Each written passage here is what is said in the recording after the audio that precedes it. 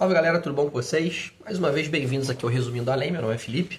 Vídeo de hoje, pessoal, a gente vai trabalhar em cima do conteúdo do capítulo 4 do Livro dos Médios, com o título de Dois Sistemas. Basicamente, foi quando os fenômenos espíritos eles começaram a acontecer e muita gente ficou em dúvida sobre o que era aquilo. E aí eles passaram a criar várias teorias para poder tentar explicar os fenômenos, né? Tinha gente que dizia que era fraude, loucura, alucinação, né? Só que nenhuma dessas explicações dava conta de fato do que era. E hoje a gente vai dar uma olhadinha melhor, né, sobre essas teorias. Bom, se você caiu aqui de paraquedas, isso aqui é um resumo do Livro dos Médiuns. O resumo vai ficar na tela e eu vou trabalhar com vocês em cima do conteúdo do resumo, beleza? Bom, começando aqui a leitura, pessoal. Quando os fenômenos espíritas eles começaram a acontecer, ou melhor, né, eles voltaram a acontecer nos tempos mais recentes, a primeira reação da galera foi duvidar, né? Tipo, eles se perguntavam, será que isso aí é real mesmo, né? E se for, o que tá por trás disso? Mas conforme mais pessoas começaram a ver com os próprios olhos, né, e fazer experiências, ficou difícil negar que tinha alguma coisa ali de fato acontecendo. Aí cada um começou a dar a sua explicação com base em quê? No que acreditava. Ou no que já tinha passado antes, no que já tinha se vivido antes. E isso acabou gerando várias teorias diferentes, né?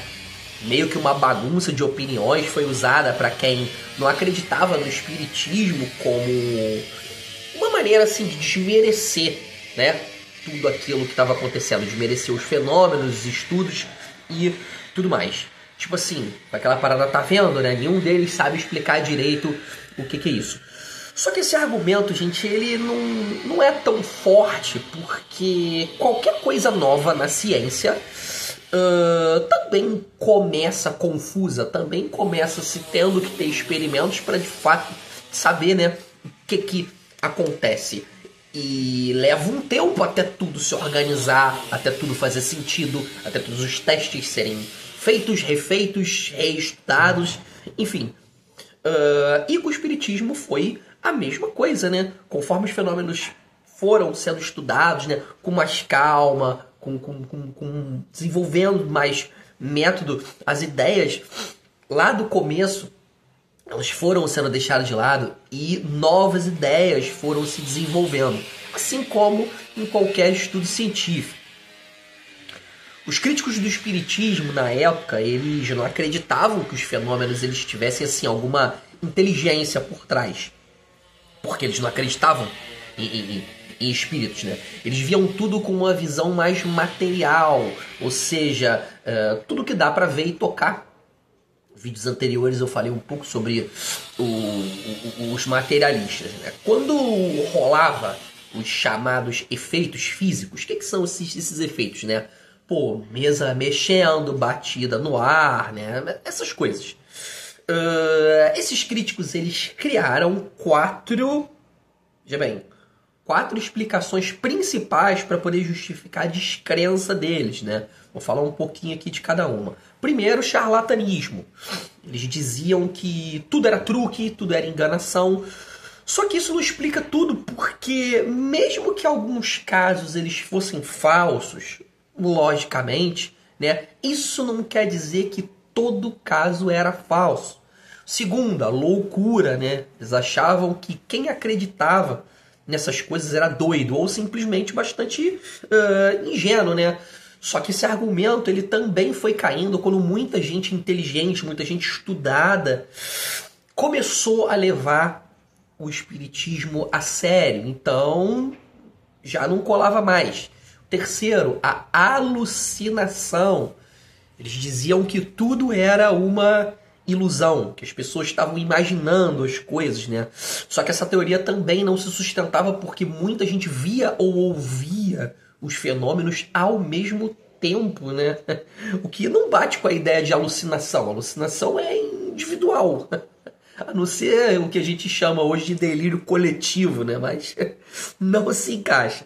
E por último, a teoria do músculo estalante, né? Que eles diziam que os barulhos eles vinham de movimentos involuntários do corpo, né, como estalos dos músculos ou dos ossos, né? No geral, os críticos eles tentavam explicar tudo de uma forma assim, bem pé no chão, bem racional. Só que as explicações deles não davam conta de todos os relatos, de todos os fenômenos, de experiências que estavam acontecendo, né?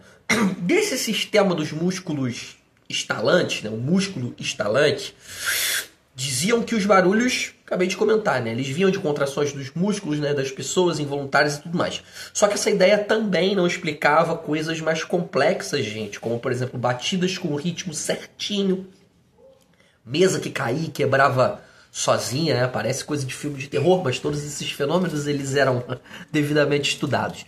E muita gente que criticava o espiritismo simplesmente se recusava a aceitar aquilo que estava acontecendo. Mesmo com muitas provas, né? Eles se recusavam, ou seja, era uma parada muito mais preconceituosa do que acreditar que a parada era uma ciência de verdade. Tinha muito preconceito envolvido. Até hoje tem.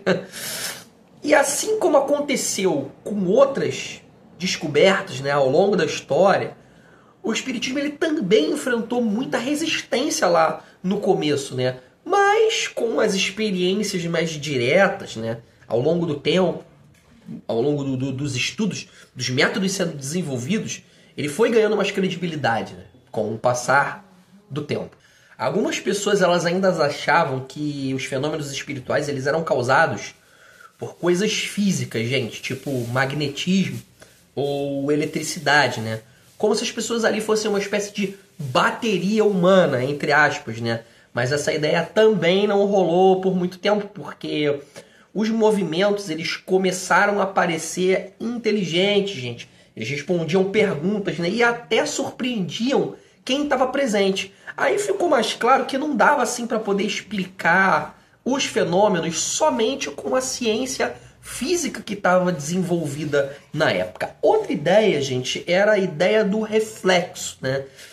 Eles diziam que as respostas elas vinham, na verdade, dos pensamentos das próprias pessoas ali, né? Tipo uma espécie, como se fosse uma espécie de espelho da mente de cada um ali envolvido. Só que também, assim como todas as outras, esse conceito caiu por terra porque muitas vezes as mensagens elas iam assim contra o que os participantes acreditavam ou até mesmo que eles não sabiam. Tinha ainda assim casos em que médiums mal sabiam ler, né? Eram o que a gente considera hoje como analfabetos funcionais. Eles simplesmente escreviam textos assim super filosóficos, né? E recebiam mensagens em línguas que eles não conheciam. Algumas teorias mais elaboradas, como da alma coletiva ou a do sonambúlico, né, do sonambulismo, também tentaram explicar por que os médiuns eles conseguiam transmitir tantos tipos diferentes de informação. Uma delas até dizia que assim várias almas se juntavam e formavam uma espécie de mente coletiva, né? Outra falava que o médium ele entrava num tipo de transe, né? Um êxtase que fazia a mente dele funcionar além da capacidade normal.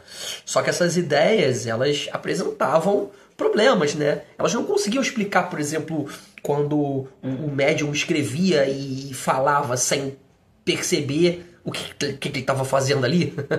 Ou até quando surgiam mensagens, né, com conteúdos que ele nunca conheceu, né, sequer estudou.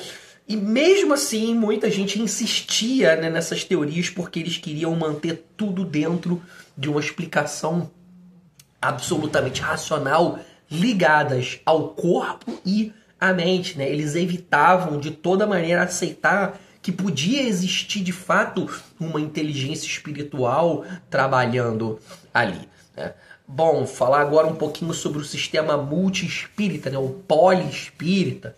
É uma forma assim mais completa e equilibrada de entender, né, os fenômenos espíritas. Ele surgiu depois de muito estudo, justamente para poder corrigir as ideias antigas que eram bastante exageradas, né? A ideia principal é que os fenômenos espíritas eles não vêm de um tipo só de espírito. Gente, se liga nessa informação, né? Só que de vários tipos diferentes. Muito importante isso, né? Pô, tem espírito bom, tem espírito ruim, tem espírito sábio, tem espírito ignorante. Vamos lembrar que cada um tem o seu nível de evolução e cada um leva consigo o que passou na vida material, né? Então, vão existir comunicações de diversos tipos diferentes de espíritos. Os pontos mais importantes desse sistema, eles são os seguintes, né? Eu separei aqui em tópicos. O primeiro, né? Os espíritos, eles são inteligências que vivem fora do corpo. Eles realmente fazem parte de um mundo que é invisível pra gente. Vamos guardar. Segundo ponto importante, eles são almas de pessoas que já viveram, gente. Seja aqui na Terra ou em outros mundos. Acabei de falar sobre isso. Eles levam consigo o que eles aprenderam e desenvolveram na vida material. Terceiro ponto importante, eles estão sempre em contato com o mundo material e com o nosso lado moral também. Muitíssimo importante, gente. Contato com o lado moral. Quarto ponto, todos os espíritos eles estão em constante evolução. Eles podem se tornar melhores ao longo do tempo, né? Conforme eles usam bem, fazem boas escolhas com o seu livre-arbítrio, né?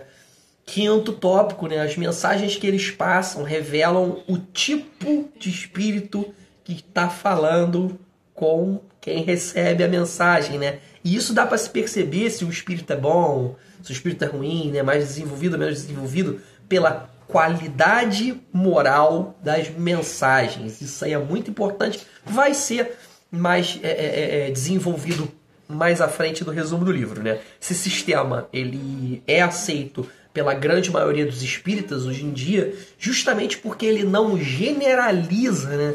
E ele também valoriza a prática, né? E também a experiência como base para poder entender e estudar os fenômenos. Falando rapidinho sobre um outro assunto que também está no capítulo do livro, tem gente que discute como que a alma é exatamente. Alguns acham que a alma é uma coisa separada do chamado perispírito, que é, né, aquele corpo mais sutil, feito de energia, que liga a alma com o corpo físico. Falei um pouco dele também nos vídeos anteriores, né? Já outros pensam que a alma ela seria feita de alguma matéria bem leve, né, pura, que pode ir ficando assim cada vez mais limpa. Só que a doutrina espiritual tradicional, ela fala o seguinte, gente. Ela diz que a alma e o perispírito, elas são duas coisas diferentes. A alma, ela é o princípio inteligente, ou seja,